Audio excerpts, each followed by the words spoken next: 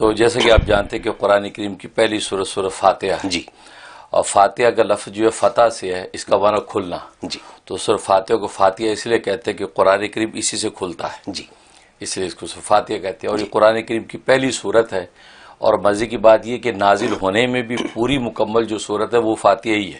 فاتحہ. سب سے پہلے جو پوری سورت جو اتری وہ فاتحہ ہے. جی، اگرچہ اقرا کی آیتیں اتری تھیں جی، سورت علق کی، لیکن پوری سورت فاتحہ سب سے پہلے اتری. پہلی سورت. اور پھر کتابت و تدوین میں بھی اللہ تبارک و تعالی نے قرآن کریم میں پہلے نمبر پہ اسی صورت کو لکھوایا. واہ. اور اس کی وجہ یہ ہے کہ سورۃ فاتحہ اتنی عظیم الشان صورت ہے کہ خود نبی کریم صلی اللہ علیہ وسلم نے ارشاد فرمایا کہ یہ ایسی فاتحہ جیسی صورت نہ کبھی تورات میں اتری، نہ انجیل میں اتری، نہ زبور میں اتری، یہاں تک کہ اس کی مثل صورت خود قرآن کریم میں دوسری کوئی نہیں ہے.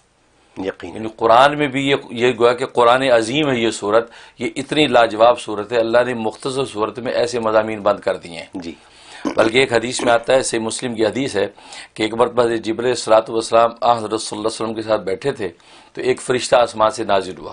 اچھا. حضرت جبرائیل نے رسول اللہ صلی اللہ علیہ وسلم پہ عرض کیا کہ یہ جو فرشتہ اترا ہے یہ پہلے زمین پہ کبھی نہیں اترا، یہ پہلی مرتبہ اللہ تبارک و تعالی اس کو زمین پہ اتارا ہے. اچھا. وہ فرشتہ جیسے قریب آیا اور آ کے کہا کہ اے اللہ کے نبی، آپ کو خوشخبری اور بشارت ہو کہ اللہ تبارک و تعالی نے آپ کو دو نور عطا کیے ہیں.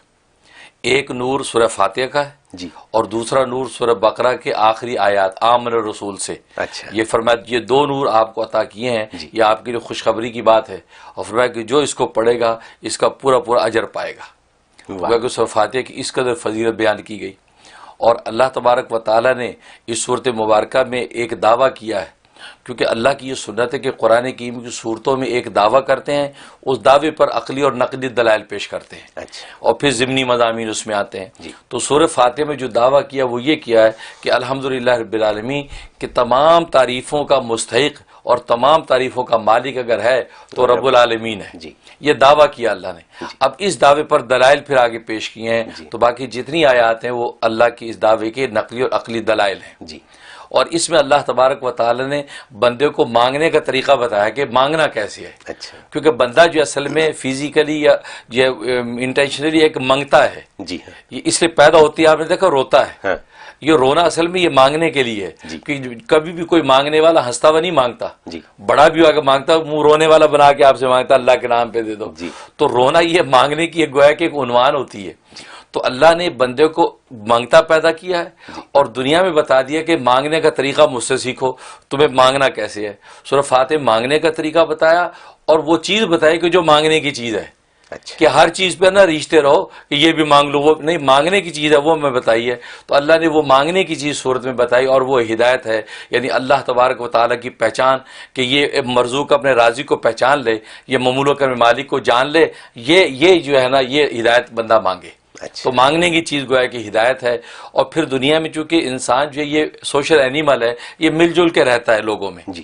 تو اللہ نے یہ بتا دیا کہ کون لوگ ہیں جن کے ساتھ مل جل کے رہنا چاہیے تمہیں، اور کون لوگ ہیں جس سے اوائڈ کر کے رہنا چاہیے. جی. تب تم کامیاب رہو گے. اچھا. یہ وہ خلاصہ اس صورت کا کہ جس میں اللہ تبارک و تعالیٰ نے یہ ساری حقیقت بیان کر دی. ماشاء اللہ. اور جہاں تک اس کے فوائد کا تعلق ہے تو خود حدیث میں آتا ہے، صحیح مسلم کی حدیث ہے کہ یہ صورت کا نام سورت شفا ہے. اچھا. اس میں اللہ تبارک و تعالی جسمانی اور مادی شفا رکھی ہے. چنانچہ صحابہ اکرام سر کے درد کے لیے، بخار کے لیے، سانپ بچھو کے کاٹنے کے موقع پر یہ تمام چیزوں کے لیے اس سورہ فاتحہ کو استعمال فرماتے تھے. جی. اور خود نبی کریم صلی اللہ علیہ وسلم فرمایا کہ سورہ فاتحہ جھاڑ ہے، اگر کسی کے سر میں درد بخار ہے تو سورہ فاتحہ کو استعمال کرے. جی. تو اس پر جو علماء نے پھر بہت سے اس کے تجربات کرنے کے بعد اس کے فوائد بیان کیے. ان میں سے ایک فائدہ یہ ہے کہ سورہ فاتحہ اگر کسی شخص کو کوئی بیماری ہے اور یا وہ ہمیشہ بیماریوں سے بچنا چاہتا ہے اور ہر طرح کی مشکلات سے بچنا چاہتا ہے تو فجر کی سنت اور فرضوں کے درمیان یہ 41 مرتبہ سورہ فاتحہ پڑھا کرے.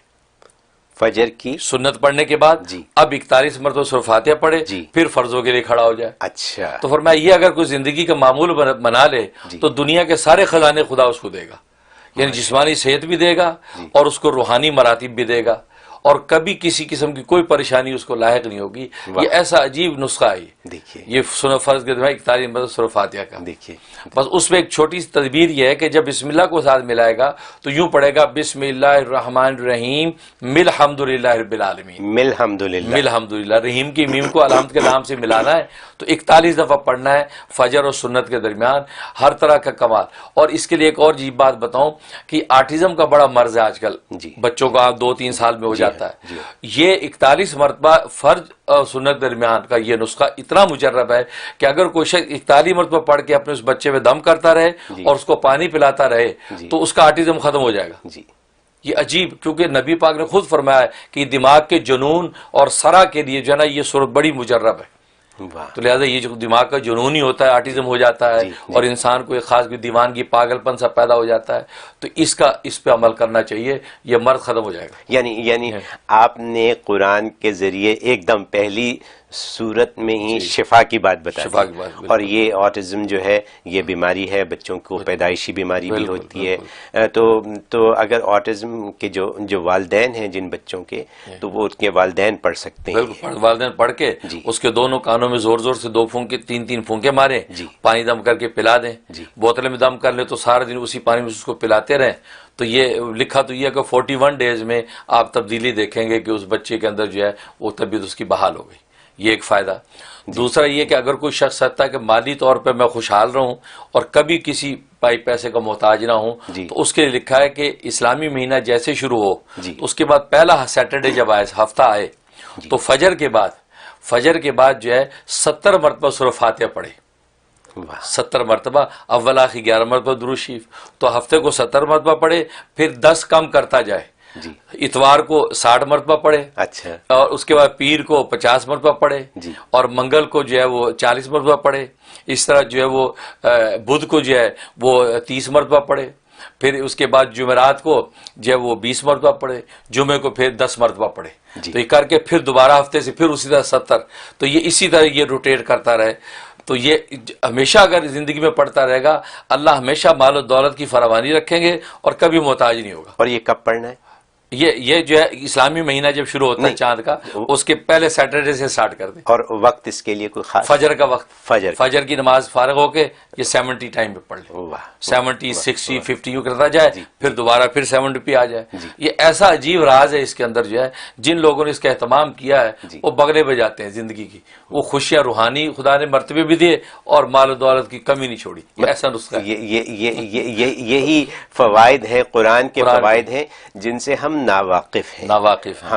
ہم قرآن پڑھنا جانتے ہیں، عربی میں قرآن پڑھ لیتے ہیں، یہ صورتیں جو ہیں یہ پڑھتے ہیں، نماز میں ہر روز پڑھتے ہیں، لیکن ان کے فوائد اور ان کی اصلیت سے واقف پتہ نہیں ہے کہ جو ہم اس پروگرام کے ذریعے کر رہے ہیں. یوٹیوب پہ کسی نے یہ بھی ایک سوال یہی بھیج دیا کہ جی ان کی میموری کا پرابلم ہے، ان کی یادداشت کمزور ہے، ان کے مسائل ہیں، مالی مسائل ہیں وغیرہ وغیرہ.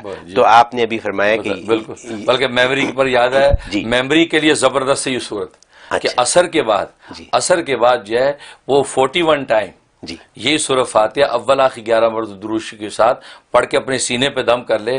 ہو سکے تھوڑا پانی پی لے تو میموری ایسی ہو جائے گی کہ لاجواب. اور یہ 71 ڈیز یہ عمل کر لے تو حافظے کے لیے سورت کے اندر کمال تاثیر موجود. la la la la